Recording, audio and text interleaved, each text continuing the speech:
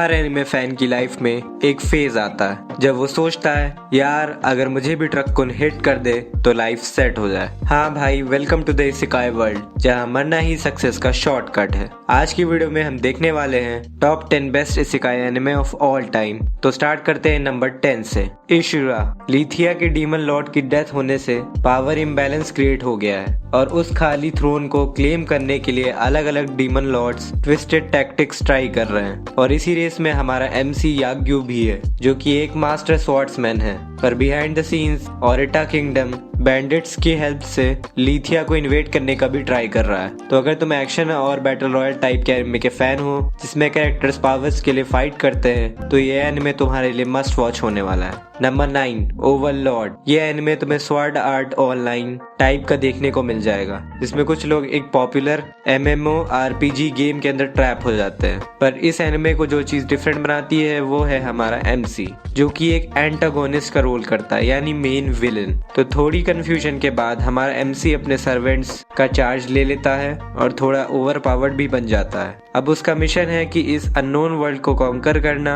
अगर तुम्हें solo levelling पसंद आया था तो ये एनिमे जरूर देखना। Number 8, the eminence in shadows. Minoru Kageno बनना चाहता है सबसे स्ट्रॉन्ग, जिसके लिए वो बहुत टफ ट्रेनिंग करता है, पर स्ट्रॉन्ग लोगों की रिकॉग्निशन के लिए नहीं बनना चाहता। इसलिए वो दिन में एक एवरेज स्टूडेंट बन के रहता है और रात में इवल बाइकर गैंग से फाइट करता है। पर फाइनल मोमेंट्स में वो रियलाइज करता है कि वो कितनी भी टफ ट्रेनिंग कर ले पर ह्यूमन बॉडी की लिमिटेशंस को सरपास नहीं कर सकता। तभी वो रीइंकार्नेट हो जाता है एक दूसरी दुनिया में जहाँ मैजिक ही सब कुछ है। अब वो बन जाता है एक ओवर पावर्ड MC जिसका मिशन है कल्ट ऑफ डियाब्लोस की इवल ऑर्गेनाइजेशन को खत्म करना। Number 7, rising of the shield hero. 4 लोगों के एक ग्रुप को मॉडर्न जापान में समन किया जाता है किंगडम ऑफ मेलरोमैक में, ताकि वो वेव्स ऑफ कैटेस्ट्रोफ से दुनिया को बचा सके। हर हीरो को मिलता है एक लेजेंडरी वेपन, स्वॉर्ड, स्पीयर, बो, और नोफुमी को मिलता है एक शील्ड। शुरुआत में सब उसका मजाक उड़ाते हैं कि शील्ड के साथ ऑफेंस कैसे करेगा,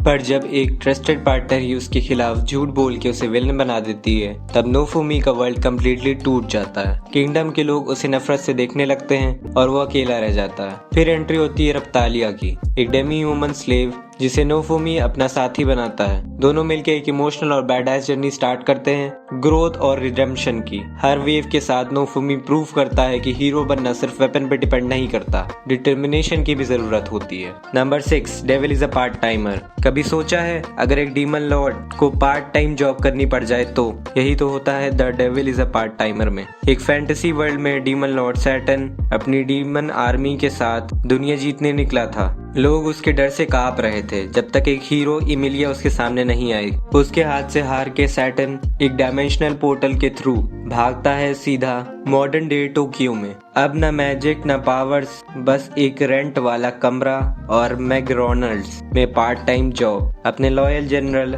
एलिसिया के साथ सैटर्न अब दुनिया जीतने नहीं बल्कि मंथली एक्सपेंसेस से बचने की कोशिश करता है। अब डीमन लॉर्ड का मिशन है बर्गर्स बेच के दुनिया जीतना। Number 5, camp fire cooking in another world. कभी सोचा है अगर तुम्हें इसेकाई वर्ल्ड में बुला लिया जाए और तुम्हारा स्किल हो ऑनलाइन सुपरमार्केट? एग्जैक्टली यही होता है हमारे हीरो त्सुयोशी के साथ। एक दिन ये सिंपल सा सैलरी मैन गलती से समन हो जाता है रुजिसेगर किंगडम में, जहां उसे हीरो बना के वॉर लड़ने के लिए भेज दिया जाता है। पर मकोडो समझ जाता है कि इन लोगों के इंटेंशंस काफी ही ज्यादा सस्पिशियस है, तो वो अपने यूजलेस लगने वाले स्किल का यूज करके एस्केप कर लेता है और वही ऑनलाइन सुपरमार्केट स्किल बन जाती है उसकी सुपर पावर्स। जापान से खाना और चीजें मंगा के मकुडो एक शेफ बन जाता है बिल्कुल इस नए वर्ल्ड में। उसके खाने की खुशबू से अट्रैक्ट होता है एक लेजेंडरी वुल्फ जो खाना खा के इतना इम्प्रेस हो जाता है कि मकुडो का फैमिलियर भी बन जाता है। अब मकुडो और फेल मिल के पूरे इसेकाई वर्ल्ड में घूमते हैं, एडवेंचर्स करते हुए, मॉन्स्टर से फाइट करते हुए और हर जगह शेफ के जैसे स्वैग दिखाते हुए। Number 4, that time I got reincarnated as a slime. एक आदमी जिसकी लाइफ थी एकदम boring, no girlfriend, 9 to 5 job और सेम ओल्ड कॉर्पोरेट ग्राइंड, लेकिन एक दिन एक रैंडम अटैक में उसकी मौत हो जाती है और नेक्स्ट मोमेंट आँख खोलता है एज अ स्लाइम। हाँ भाई, सातोरू मिकामी अब बन गया है रिमोरू टेम्पेस्ट, एक क्यूट लुकिंग स्लाइम जिसके पास है OP पावर्स। उसके पास है एबिलिटी प्रीडेटर की, जिससे वो कुछ भी खा के उसकी पावर्स कॉपी कर सकता है। है। अपनी न्यू लाइफ में रिमूरू मिलता है एक लेजेंडरी ड्रैगन वेल्डोरा से, जो कि 300 साल से सील हुआ था। दोनों की बनती है एक अनएक्सपेक्टेड दोस्ती और वेल्डोरा उसे नाम देता है रिमूरू टेम्पेस्ट, एक ऐसा नाम जिससे पूरा इसेकाई वर्ल्ड हिल जाता है। अब रिमूरू का गोल सिंपल है, एक ऐसी दुनिया बनाना जहां सब स्पीशीज पीस में रहें, पर उसके एक्शंस और लिमिटलेस पावर्स से पूरे वर्ल्ड का बैलेंस ही हिल जाता है। नंबर 3, रीज़ीरो। सोचो तुम एक दिन नॉर्मल कन्वीनियंस स्टोर से निकलते हो और अगले ही सेकंड इसेकाई वर्ल्ड में स्पॉन हो जाते हो। यही होता है हमारे अनलकी हीरो नात्सुकी सुबारू के साथ। इनिशियली लगता है कि लाइफ अब एडवेंचरस बनने वाली है, मैजिक स्वॉर्ड्स और क्यूट वाइफूज, लेकिन रियलिटी इतनी स्वीट नहीं होती। सुबारू हर बार जब मरता है वो टाइम रिवाइंड कर देता है, यानी अपने मौत से पहले के मोमेंट पे। यानी हर दर्द, हर लॉस, हर ट्रॉमा सब उसे दोबारा फील करना पड़ता है। इस कर्स पावर को कहते हैं रिटर्न बाय डेथ। और इसके साथ सुबारू बार बार कोशिश करता है अपने दोस्तों को बचाने की, स्पेशली रेम और इमिलिया को। रीज़ीरो एक इमोशनल रोलर कोस्टर है जहां हर आर्क के साथ तुम्हें लगेगा कि अब तो ये हो ही नहीं पाएगा, लेकिन ये एनिमे इम्पॉसिबल को भी पॉसिबल बना देता है। नंबर 2, कोनोसुबा।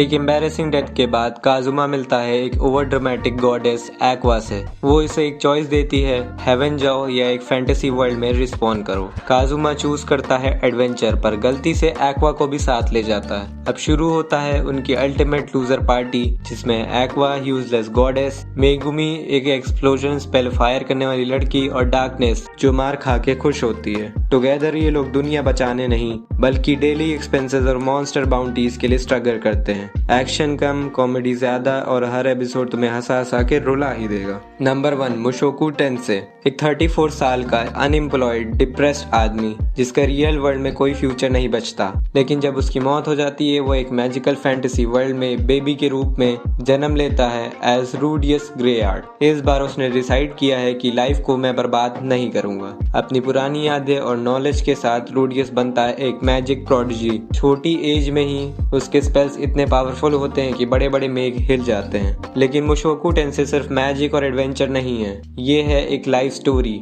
रूडियस के इमोशनल स्ट्रगल्स, उसका सेल्फ ग्रोथ और उसके नए वर्ल्ड में अपनी जगह बनाने की कहानी हर आर्क के साथ और ज्यादा मैच्योर और इम्पैक्टफुल हो जाती है। From a loser to a legend, ये एनिमे दिखाता है कि सेकंड चांसेस कितने पावरफुल हो सकते हैं। सो दैट्स इट दोस्तों, आज की वीडियो में बस इतना ही। वीडियो पसंद आया तो लाइक करो, चैनल को सब्सक्राइब करो। मैं मिलता हूँ तुमसे अगली वीडियो में, तब तक के लिए स्टे देसी, स्टे वीव।